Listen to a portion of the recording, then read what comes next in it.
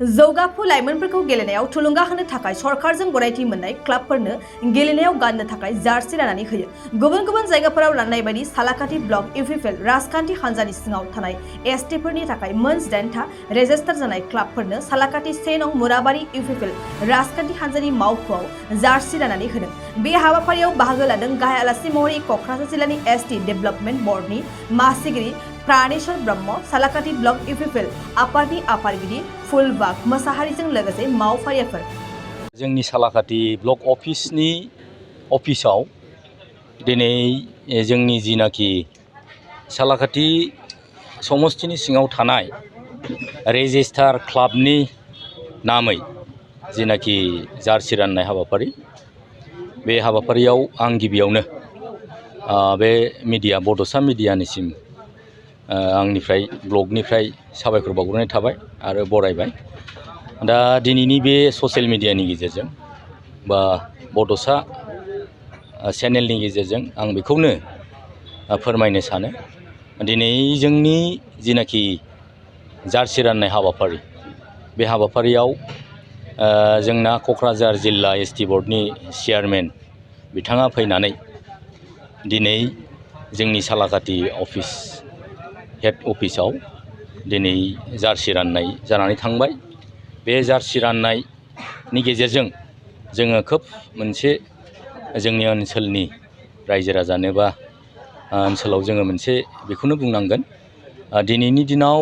जिनाखि सिस्टेमनि गेजेरजों एसटि बर्डआनो जा, अबिसि बर्डआनो जा, आइटिडिपिआनो जा, बा जिखुनु आलादा आलादा बर्डआनो जाया मानो, दिनै जोंनि सरकार फैनायनिफ्राय जोङो मोनसे सिस्टेमेटिकेलि राननायखौ जोङो खालामबोगासिनो दङ। आरो दिनैनि बे गोथार दिनाव जिनाखि 18था रेजिस्टार क्लाबनो जार्सि राननाय जिनाखि हाबाफारि जानानै थांबाय, बेबादिनो जोङो आगोलबो जोंनि एसटि बर्डनिफ्राय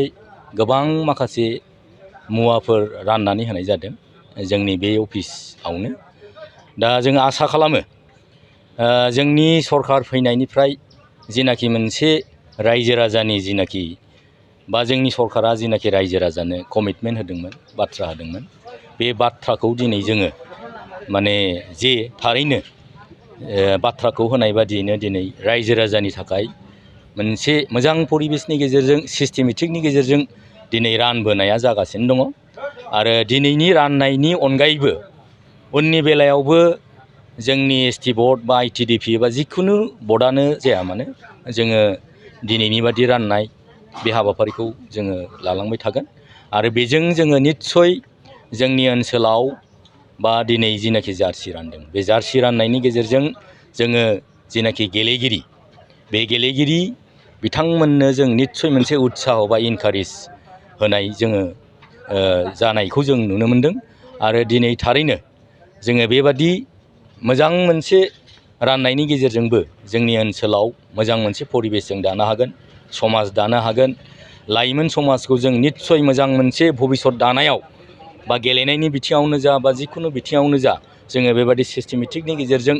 माखासे राननायनि गेजेरजों जों एवारनेस टाइपै जों जुदि लानानै थांनो हायोब्ला निस्सय जोङो समाजाव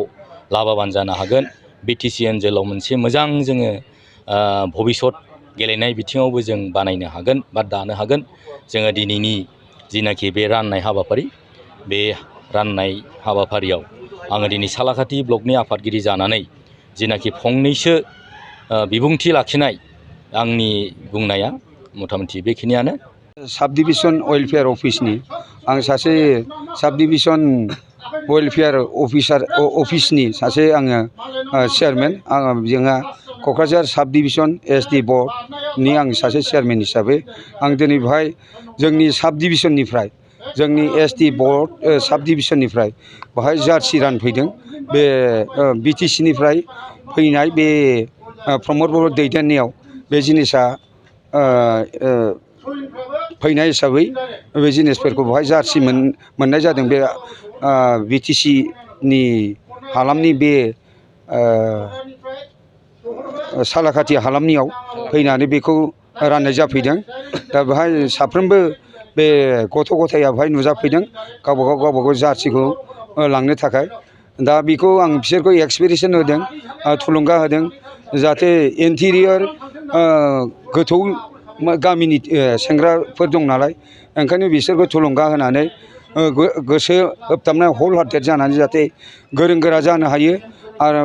प्लेयार एक्सपार्ट जानो हायो जेरै अपुर्ना बर'आ बांलादेशआव थांनानै हिन्जावनि फिसाबाबो गल्ड मेडेल लानानै फैदों दा बे जोबोर बाख्नायथाव आरो बुंनो थाङोब्ला हरिचरन नार्जारि आरो दुर्गा बर' आरो बुंनो थाङोब्ला मोनसे गोबावनि बाथ्रा बियो जे बिनद ब्रह्म खाग्राबारिनि बिथाङा बिराद गोरों मानसिमोन बे बारबुंखा क्लाब खुलिलांदों क'क्राझाराव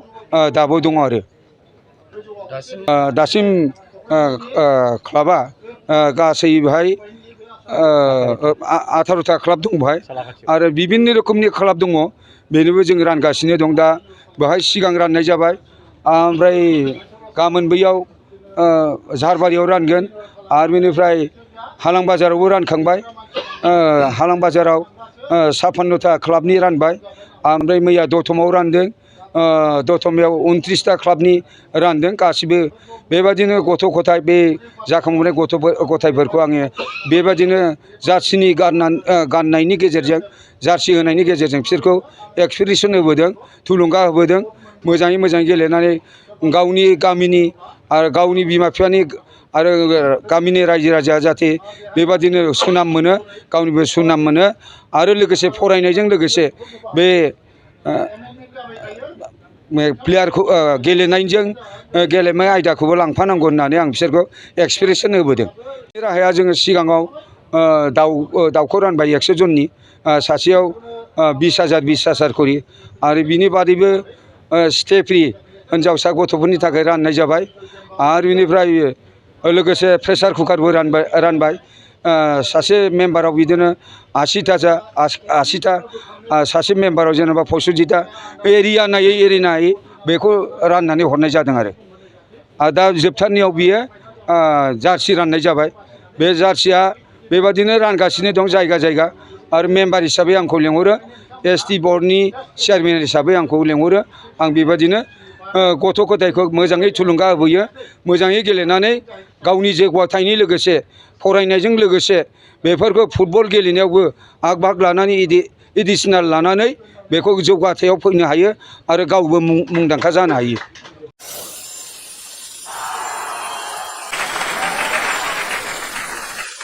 শ্ৰদ্ধাৰ কোকৰাঝাৰবাসী জনগণ ইয়াৰ দ্বাৰা কোকৰাঝাৰ পৌৰসভাৰ অন্তৰ্গত অঞ্চলত বসবাস কৰা জনগণলৈ এটা জৰুৰী ঘোষণা আগবঢ়োৱা হৈছে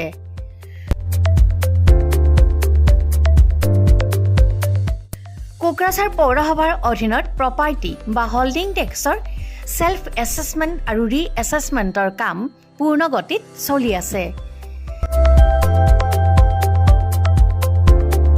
যিসকলে এতিয়াও সেল্ফ এছেছমেণ্ট বা ৰি এছেছমেণ্টৰ কামবোৰ সম্পূৰ্ণ কৰা নাই তেওঁলোকলৈ আমাৰ বিনম্ৰ অনুৰোধ আপোনালোকে অতি সোনকালে অনলাইন যোগে